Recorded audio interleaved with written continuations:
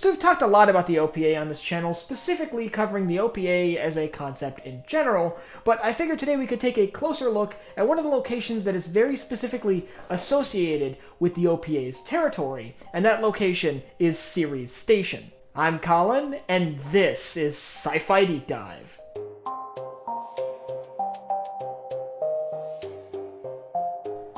Remember, if you enjoy this video, to head down below and hit that subscribe button. So as many of us know, Ceres Station is on the dwarf planet Ceres, which is a large body orbiting within the asteroid belt. It is actually one of the largest bodies within the asteroid belt and could conceivably be considered a planet if one was to count smaller astronomical bodies like Pluto. But as a world, Ceres is uninhabitable in its current state. It's a lifeless dead rock, very similar to our moon, being very inhospitable to life. However, within the universe of the Expanse, Ceres underwent significant modification to convert it to be a functional space station. Due to its location and its size, it's safe to assume that Ceres was likely one of the first settlements founded beyond the orbit of Mars. The location of Ceres makes it the perfect pit stop for things coming to and from the moons of Jupiter. If you were coming back from Jupiter with, say, a hull of ice and you needed to stop somewhere to refuel your ship or resupply your crew, Ceres would be a great place to do that. And because Ceres is basically in the inner planets, it's a great place for ships coming in from the moons of Jupiter and Saturn to drop off their cargo so it can be picked up by another vessel that will take it to Earth or Mars. So why build a city on Ceres specifically? Why not build a space station out there in a similar location? Well, Ceres has some kind of interesting benefits, really. Its size means that it does have some gravity. It didn't take nearly as much modification to build a functional society there than it would, say, to build a brand new space station in its place. And, like I mentioned, its location, it's perfect to be this sort of gateway in between the outer planets and the inner planets. Ceres would end up growing like many cities did here on Earth, with immigrants moving into that area, basically stopping at the port city they arrived at and not going any further. This is why New York is one of the largest cities in the United States. This seems to have happened with the outer planets as well, where people immigrating from Earth or Mars intended to pass through Ceres and ended up staying there.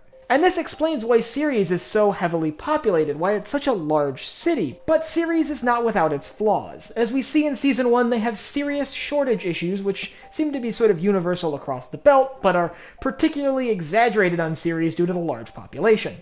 Things like water shortages, for example, are really affecting the daily life of citizens there. And as a result, when the tensions between the OPA and the inner planet started to rise throughout the course of the series, we see Ceres at the heart of it. We see, for example, when the ice hauler Canterbury is destroyed in Season 1, some of the most sort of active riots happen on Ceres. And, for example, when the Free Navy rises to power, Ceres becomes their de facto capital. Interestingly, Ceres Station seems to be independent or at least partially governed by factors from the inner planets. We know that they have what seems to be a private police force, operated by companies from Earth. We see that these companies also aren't really operating in the most clean manner, with a lot of corruption within the Ceres police force. As for administrative facilities on Ceres, it's a little bit more questionable. In the early seasons, it does seem to be run by the sort of joint group of Martians and representatives from the UN, which would kind of help further the idea that Ceres is supposed to be this universal gateway in between the inner planets and the outer planets. However, later on, during the rise of the Free Navy, we see an administrator assigned to be sort of in charge of Ceres, and they seem to be pretty loyal to Marco's cause. Interestingly, when the OPA started to fall back and run from advancing UN and Martian forces at the start of Season 6, they quickly abandoned Ceres in an effort to make basically a dumb rush on the Ring Gate. As a result, fairly early in the war between the UN and the Free Navy, Ceres was captured by interplanet forces, and while a brief insurrection did fight against them, the people of Ceres quickly sided with Drummer, who was now working with the inner planets. We don't really know what's in store for Ceres following the end of the TV show. However, I would hope that if we get more on-screen content from The Expanse, be it a movie or a new show, that we get more of a look at what happened to Ceres following the events of the TV series. Still, Ceres itself was one of the most important locations within what you would consider OPA territory. And if you'd like to learn about what the OPA is, since I've mentioned them a lot in this video, I'll leave a link up here to my video explaining the basics of what exactly the Outer Planets Alliance is.